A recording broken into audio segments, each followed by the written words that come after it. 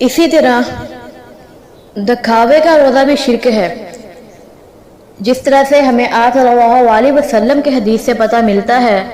ان شداد بن اوس رضی اللہ عنہ قال سمعت رسول اللہ صلی اللہ علیہ وآلہ وسلم یقول من صلى يرائي فقد أشرك ومن صام يرائي فقد أشرك ومن تصدق يرائي فقد أشرك رواہ احمد۔ یعنی حضرت شداد بن اوس رضی اللہ عنہ کہتے ہیں میں نے رسول اللہ صلی اللہ علیہ وآلہ وسلم کو فرماتے ہوئے سنا ہے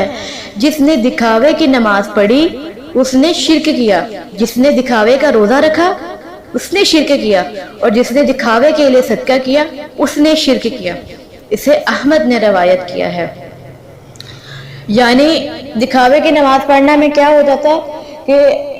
ہم نماز پڑھ رہے ہیں، ہمارا کوئی باہر سے مہمان آ گیا یا ہمارے گھر میں سے کوئی فرد جو آگے ہمارے پاس اس جگہ پہ موجود ہے، تو ہم کیا کرتے ہیں کہ ہم کہتے ہیں ہاں اب یہ آ گیا ہے تو اب ہم نے کیا نام ہے اپنی نماز کو اور کریکٹ کر کے پڑھنا ہے، اور یا تو ہم نماز لمبی کر دیتے ہیں اور یا کیا نام ہے ہم نماز کو بہت اچھی طرح سے پھر پڑھنے لگ جاتے ہیں۔ اسی طرح یا ہم کوئی آتا ہے، کوئی گھر میں مہمان آتے ہیں، اس کے علاوہ اور بھی بہت سے جو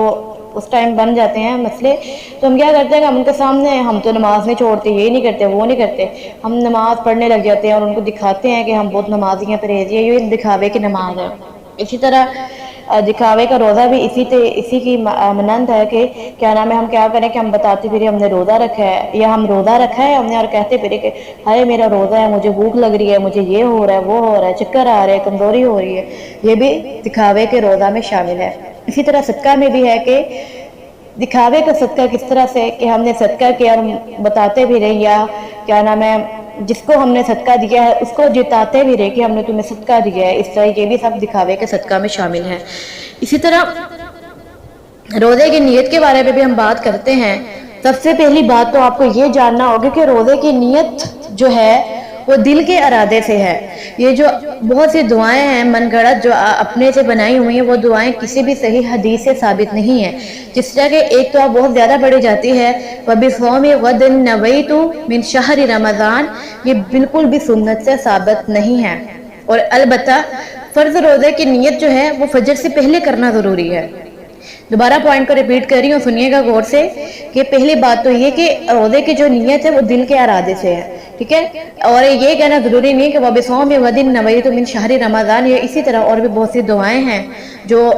لوگ کہتے ہیں پڑھتے ہیں۔ اور اس کے بعد جو مسئلہ وہ یہ ہے کہ فرض روزے کی نیت ہے جو وہ فجر سے پہلے کرنا ضروری ہے، جس طرح کہ ایک حدیث میں ہے ان حفصہ رضی اللہ عنہا ان النبی صلی اللہ علیہ وآلہ وسلم قال، حضرت حفصہ رضی اللہ عنہا سے روایت ہے نبی اکرم صلی اللہ علیہ وآلہ وسلم نے فرمایا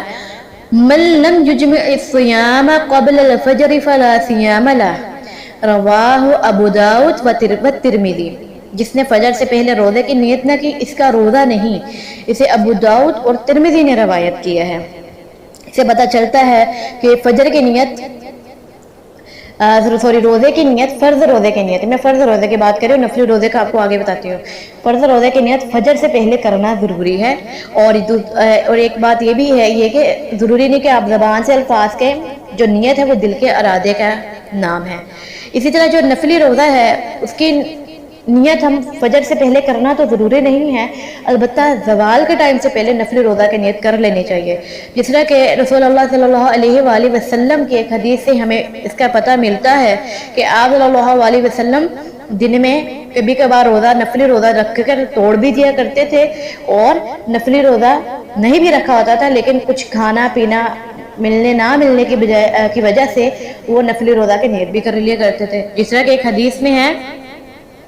ام المؤمنین حضرت عائشہ رضی اللہ عنہا سے روایت ہے کہ ایک دن نبی اکرم صلی اللہ علیہ وآلہ وسلم میرے گھر تشریف لائے اور پوچھا کیا تمہارے پاس کچھ کھانے کو ہے؟ ہم نے کہا نہیں۔ نبی اکرم صلی اللہ علیہ وآلہ وسلم نے فرمایا اچھا پھر میرا روزہ ہے، یعنی کہ آپ صلی اللہ علیہ وسلم کا روزہ نہیں تھا، کچھ نہ کھانے کی وجہ سے آپ صلی اللہ علیہ وسلم نے پھر نفلی روزہ کی نیت کر لی۔ اس سے ثابت ہوا کہ زوال سے پہلے نفلی روزہ کی نیت کر لینی چاہیے، البتہ فجر سے پہلے کرنے کی کی ضرورت نہیں ہے، اگر آپ کر بھی لیں تو یہ ایک علیحدہ میٹر ہے۔ اور اس کے علاوہ کسی اور دن پھر نبی اکرم صلی اللہ علیہ وسلم ہمارے گھر تشریف لائے، میں نے عرض کیا یا رسول اللہ حیث یعنی کہ حلوہ تحفہ میں آیا ہے۔ رسول اللہ صلی اللہ علیہ وآلہ وسلم نے فرمایا تو لاؤ، میں صبح سے روزے سے تھا، یعنی ادھر آپ صلی اللہ علیہ وسلم نے صبح سے روزہ رکھا، لیکن چونکہ یہ نفلی روزہ تھا کھانے کو حلوہ آیا اور آپ صلی اللہ علیہ وسلم نے اس وجہ سے نفلی روزہ جو ہے اپنا ترک کر دیا، یہ توڑ دیا۔ اس سے ثابت ہوتا ہے کہ نفلی روزہ کا نہ تو کہ کفارہ ہے، ٹھیک ہے، اور نہ ہی نفلی روزہ کی قضا ہے، اور نہ ہی نفلی روزہ کا کیا نام ہے کوئی ایسا مسئلہ ہے کہ اس کی نیت کب کرنی چاہیے، بس یہ کہ زوال سے پہلے کر لینی چاہیے۔ اور اگر جس طرح کہ آپ نے روزہ رکھا اور آپ کو کہیں اچانک باہر جانا پڑ گیا یا کہیں دعوت پر جانا پڑ گیا یا کوئی ایسا مسئلہ آ گیا کہ جس سے آپ کو لگتا ہے کہ میرے لیے روزہ رکھنا بہت مشکل ہے، یا اگر میں روزہ رکھوں گی تو میری جو قوت باقی نہیں رہے گی، تو اس صورت میں آپ نفلی روزہ توڑ سکتے ہیں، ٹھیک ہے۔ اور میں امید کرتی ہوں کہ آپ کو روزہ کے چند مسائل اچھی طرح سے سمجھ میں آ چکے ہوں گے۔ السلام علیکم ورحمۃ اللہ وبرکاتہ، وما علینا الا البلاغ المبین۔ انشاءاللہ نیکسٹ ویڈیو میں روزہ سحری کے مسائل اور افطاری کے مسائل کے بارے میں ڈسکس کروں گی، تو آپ نے وہ ویڈیو لازمی دیکھنی ہے، ٹھیک ہے۔ اور اگر ابھی تک آپ نے میرے چینل کو سبسکرائب نہیں کیا تو جلدی سے سبسکرائب کر لیں تاکہ رمضان میں جو کچھ بھی میں آپ کے لیے لے کر آؤں آپ کو وہ سب چیزیں پہنچے۔ السلام علیکم ورحمۃ اللہ وبرکاتہ۔